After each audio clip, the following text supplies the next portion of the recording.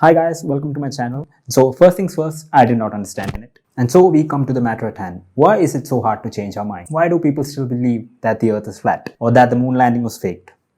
Or that this guy here is a good leader? In this day and age where everyone can get access to information like that, you would think that it would be easy for us to get accurate information or accurate facts. And you would be wrong.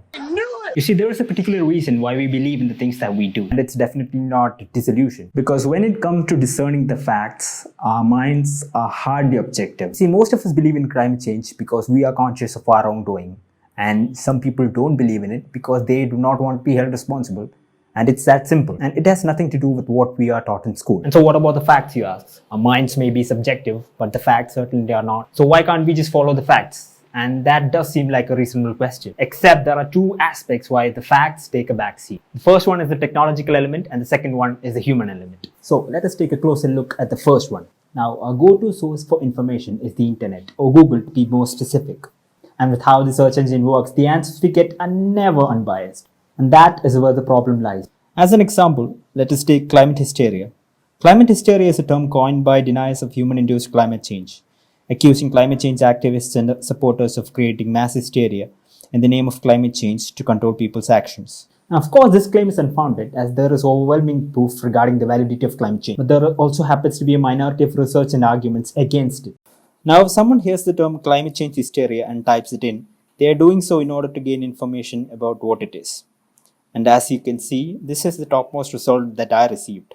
And so the first impression I have when I see that result is that climate change hysteria is legit, which tips the scales. Then you dive in deeper to find out more about climate change hysteria. And that takes us to the second part of this equation, which is the human element. Now, the human element is centered around something called confirmation bias. Now, confirmation bias is defined as a cognitive condition where we seek out information and arguments that support our existing belief. And it is one of the most influential factors when it comes to how we think. As an example, if you are a BJP supporter who believes that Modi is the best thing to ever happen to this country, then you will seek out information and arguments to support that claim, and almost always choosing to overlook anything that says otherwise. And so it's really easy for us to look at someone we disagree with and think, how could this guy be so blind? When in reality, things are never that simple.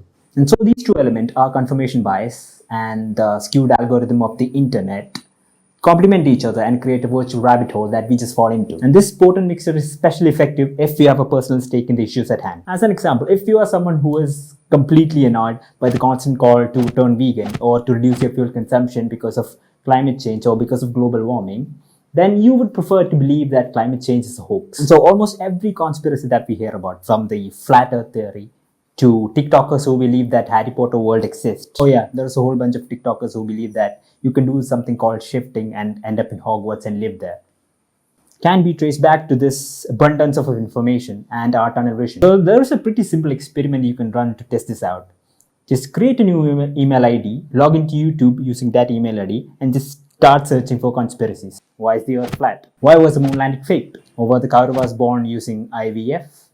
Do this for a week and you'll understand what I'm trying to get at. And so what is the solution for all this? And that is the sad part, because there is no clear-cut solution for this. The internet is the biggest melting pot of ideas, both good and bad. And so when so much things come together, there is little distinction between what is right and what is wrong. You can easily find evidence to support any outlandish claims that you make. And so the one thing that you can do is put in an effort. So always make it a point to search out both sides of the story, regardless of how obvious or insignificant it may seem. I assure you that you will be surprised at how much your thinking changes. And so thanks for watching. Have a great day. And before you leave, please click on the subscribe button to get more content. Thank you.